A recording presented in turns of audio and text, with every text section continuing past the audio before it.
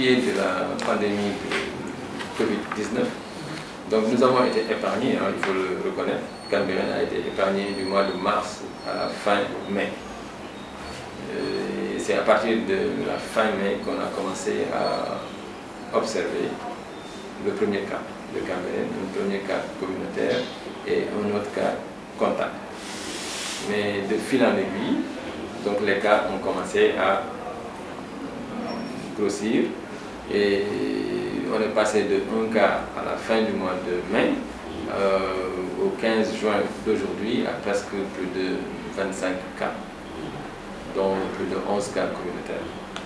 Ce qui suggère quoi? C'est dire que simplement il y a un petit relâchement qui a été noté, bon, et qui a été noté depuis le temps, et j'ai signalé ça à l'autorité administrative et j'ai signalé ça également au comité local. Et lors d'une réunion, il a été question de reprendre les stratégies parce que nous aussi, au niveau du comité, il y avait un petit relâchement qui avait été noté. Mais tout compte fait, il faudrait que l'axe de communication soit recentré autour de quoi? Parce que la plupart des jeunes qui sont dans Cambérène se disent qu'ils sont épargnés. Et évidemment, le constat est fait que la maladie touche moins les sujets jeunes, ou bien même s'il les touche, la gravité est moindre par rapport aux autres personnes vulnérables que sont les sujets âgés de plus de 50 ou bien plus de 60 ans, les comorbidités, ça veut dire les personnes qui ont d'autres maladies, notamment l'hypertension, le diabète ou des maladies chroniques. Donc ces personnes-là sont plus vulnérables. S'y ajoutent maintenant des personnes qui n'ont même pas ces pathologies-là, mais qui souffrent également d'un certain âge, donc notamment les personnes qui ont plus de la 80aine ou plus de 70aine, etc. Donc ces personnes-là, ce sont des personnes vulnérables. Pourquoi? Parce qu'ils ont une baisse de l'immunité. Donc contrairement au sujet jeune. Mais ce qu'il faut dire, c'est que ces personnes-là ne sont pas des personnes qui sont prolixes. Ça veut dire que ce ne pas des personnes qui sortent très souvent, ce ne pas des personnes qui sont dans des regroupements ou dans des attroupements, etc. Mais c'est des personnes qui sont généralement chez eux.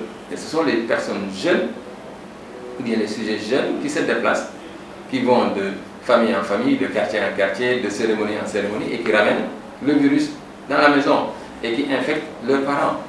Et c'est l'infection de ces parents-là, notamment le père, la mère ou le grand-père, la grand-mère, qui cause des dommages et qui pose des problèmes au niveau de Cambérène. Et on risque d'avoir une augmentation du nombre de cas dans Cambérène si on n'y prend pas garde. Donc on est passé de 1 cas à la fin mai à 25 cas entre 15 jours ou 20 jours. Ça veut dire qu'il y a une progression assez fulgurante au niveau de Cambérène. Bon, au demeurant, il faudrait en tout cas relancer ou redynamiser la sensibilisation et la communication comme on l'avait fait depuis le mois de mars et faire de telle sorte qu'on puisse stopper au moins l'évolution de la maladie, la chaîne de transmission de la maladie. Bon, pour ce qui est du cas de la jeune femme découverte donc à Cambérène 2, décédée, dont les causes sont encore inconnues. Alors, il s'est agi d'une femme, évidemment, qui a certainement loué un appartement donc, récemment. Et sur la base de ça, on l'a retrouvée, en tout cas morte et en état de décomposition très avancé. Sur les lieux, nous avons interpellé la police, nous avons interpellé les services d'hygiène et les sapeurs-pompiers qui se sont tous déplacés et pour faire les constats et pour également procéder à l'enlèvement de la dépouille, sur instruction évidemment du commissaire et du procureur. Donc sur un avis effectivement médical comme quoi c'était un état de décomposition avancée. Alors qu'est-ce qui s'est passé après?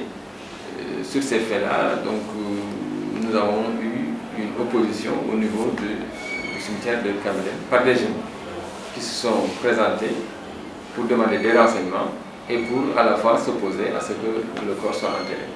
Ça ouvre deux choses, c'est-à-dire un problème d'autorité, c'est-à-dire qu'au-delà de 23 heures, j'imagine mal qu'à 1 heure du matin, que des jeunes puissent se permettre de se balader et de venir s'opposer à une décision administrative ou une décision judiciaire comme ça, parce que c'était une décision qui a été opérée. La deuxième chose, c'est un problème d'humanisme aussi. Donc, pour dire quoi? Pour dire que les gens, maintenant, ils ne savent pas, ou bien ils ne comprennent pas qu'au-delà d'une personne qui est morte, mais il y a derrière d'autres, un humanisme qui est derrière. Ça veut dire quoi? Ça veut dire que à la fois ça peut te toucher, ça peut toucher ta famille, ça peut toucher une autre, et en ce moment-là, tu devrais également être en mesure de raisonner autrement. Autrement, ça veut dire quoi? De savoir raison garder. Que les cimetières n'appartiennent à personne, que les cimetières sont le destin fatal, la dernière demeure, comme on le dit, de toutes les personnes de l'humanité. Donc à ce titre-là, et considérant Cambérène comme une cité religieuse et qui a été bâtie sur un truc d'humanisme, je pense qu'il serait préférable que les gens reviennent à la raison. Et sur ce, donc, après plusieurs échanges avec le maire, j'ai eu à évoquer avec lui cette question-là, en demandant à ce que, à la fois la chefferie, à la fois les autorités religieuses, recadrent ces jeunes-là et les remettent sur les bons rails. Parce qu'il n'y a pas de raison que des jeunes s'opposent à des heures indues et sortent de leur maison pour dire que non, ça ne doit pas se passer. Comme si c'était eux l'autorité, ou bien c'était eux les religieux qui doivent décider de qui doit être enterré ou qui ne doit pas être enterré. Voilà un peu la question. Bon, alors, il s'agit d'une jeune femme, je pense autour de la trentaine, quarantaine, enseignante de profession, qui enseigne à l'unité 7, semble-t-il, qui est un professeur de mathématiques et de physique, selon les informations que nous avons recueillies. Des parents qui sont venus un peu tardivement, parce que finalement, il était question également d'attendre qu'on puisse, avec la police, relever les numéros de téléphone dans son répertoire de téléphone et appeler les gens pour qu'ils puissent venir. Heureusement, ses parents ont été prompts et ils sont venus tardivement, certainement, parce qu'ils avaient été un peu loin, à Rufisque. Ils sont venus jusque là, vers 1h du matin, minuit, 1h du matin, et on a pu faire le constat avec eux. Voilà. Mais nonobstant ça, donc, finalement, après l'opposition des jeunes de Cambérène, le lendemain, non, la dépouille a été retournée dans la chambre mortuaire, donc dans la chambre où on avait trouvé la fille décédée. On l'a retournée là-bas. Et ça pose un problème. Vraiment, les agents de santé, les agents des sapeurs-pompiers méritent beaucoup plus de respect que ça. Parce que quand même, si ça vous touche, vous aurez souhaité que les gens prennent soin de vous. Donc si on prend soin d'une autre personne, également, il faudrait savoir que les gens ont fait des efforts. Parce qu'on ne peut pas rester de 18h à 1h du matin à s'occuper d'une dépouille mortelle et que des jeunes qui sortent de nulle part puissent venir et s'opposer à un enterrement qui devait être fait tranquillement dans la dignité de l'être humain. Donc, simplement. Alors que ces gens-là se sont opposés. Donc finalement, la dépouille a été retournée dans sa chambre mortuaire. Vous voyez également, donc même s'il n'y avait personne, c'est vrai qu'avec ce scénario-là, toutes les personnes qui étaient dans la maison étaient déjà parties.